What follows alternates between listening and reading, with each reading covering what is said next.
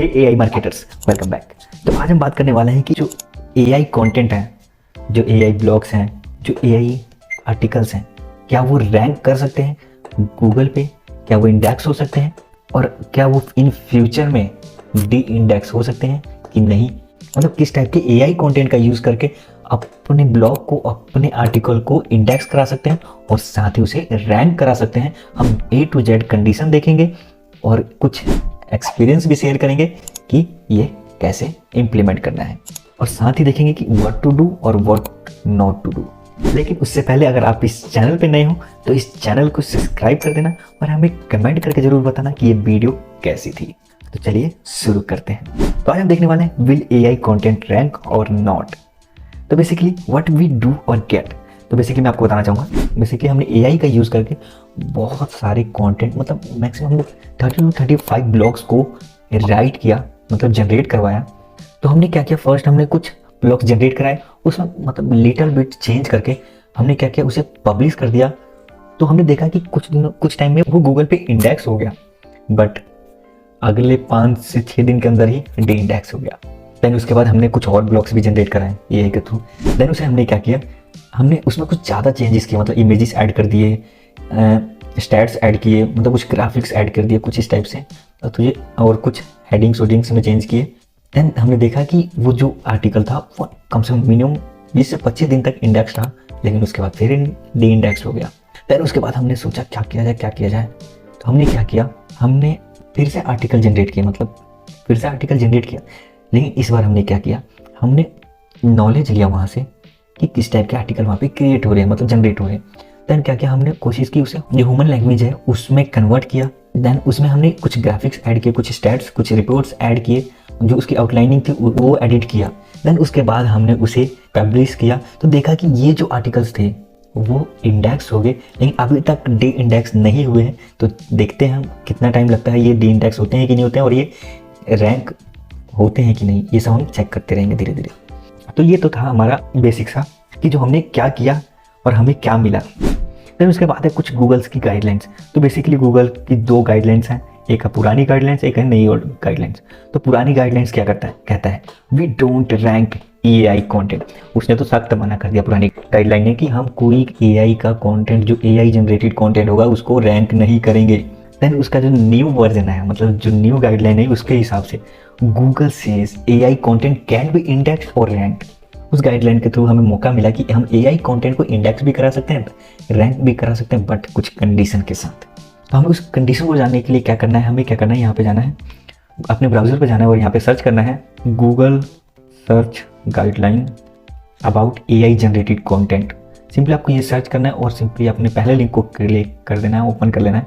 Then आपको क्या करना है, इसको एक बार पढ़ लेना है। ये आपको बता देगा कि आपको क्या क्या यूज़ करना है। जैसे आप देख पा रहोगे, rewarding high quality content how it's produce.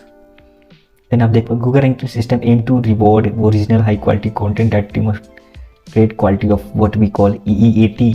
Basically जो आपका कंटेंट होना चाहिए एआई के जनरेटेड, एआई के थ्रू जनरेटेड, वो EEAT को फॉलो करना चाहिए, मतलब expertise, experience, authority and then trust.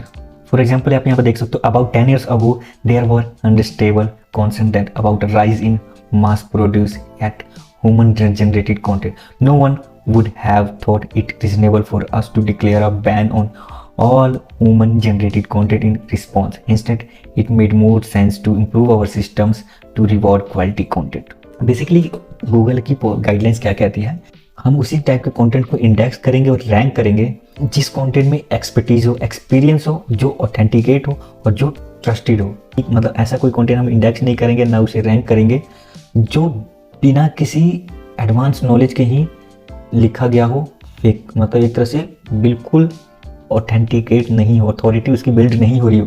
तो आप क्या कर सकते हो, बेसिकली आप इसको रीड कर सकते हो एक बार, आपको पूरे क्लियर इंस्ट्रक्शन आपको इसमें मिल जाएंगे। देन उसके बाद व्हाट टू डू। तो व्हाट टू डू में हमारे पास 2 ऑप्शन हैं, मतलब 2 टाइप्स हैं। पहला है where things are factual. Things are factual, मतलब वही होते हैं जैसे कि, जैसे सोचो, how to download PAN card, what is SEO, about solar system, about technology.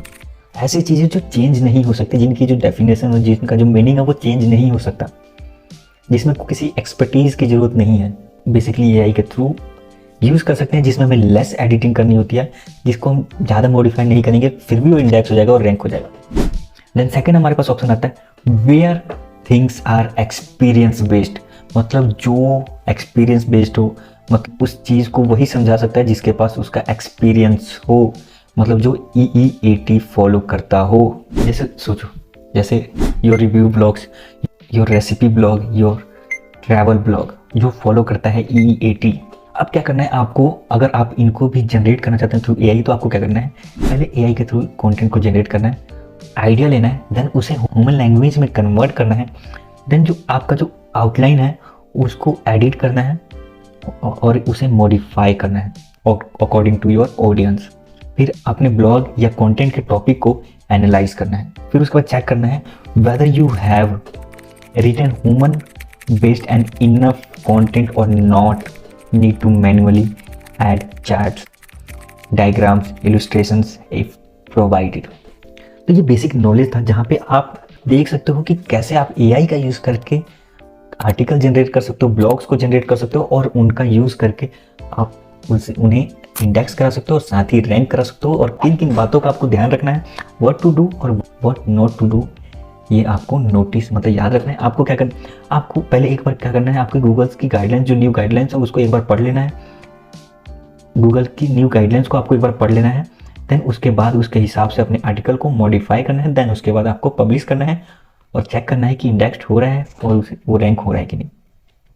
अगर रैंक नहीं हो रहा तो बेसिकली आपने कोई चेंजेस मतलब कुछ ज़्यादा मतलब कुछ मिस आउट कर दिया है, तो उसको दोबारा आप अच्छे से एनालाइज करो, उसमें मॉडिफिकेशन करो, देन उसके बाद पब्लिश करो। बेसिकली ज़्यादातर रीज़न, अगर कोई ब्लॉग, कोई आर्टिकल या ब्लॉग इंडेक्स नहीं होता तो ज़्यादातर रीज़न यही होता है कि जो आपने आर्टिकल और ब्लॉग को पब्लिश किया है वो EEAT को फॉलो नहीं कर रहे हैं। तो इस वीडियो में इतना ही, मिलते हैं नेक्स्ट वीडियो में। अगर आपको किसी प्रोसेस या किसी मेथड या किसी टेक्निक को इम्प्लीमेंट करने में दिक्कत आ रही है, कोई प्रॉब्लम आ रही है, या आप चाहते हो कि आपको कोई किसी प्रॉब्लम के सोल्यूशन चाहिए, तो सिंपली आप डिस्क्रिप्शन बॉक्स में एक हेल्प नाम का लिंक होगा, सिंपली आपको क्या करना है, उस लिंक पे क्लिक करना है, उस फॉर्म को फिल करना है।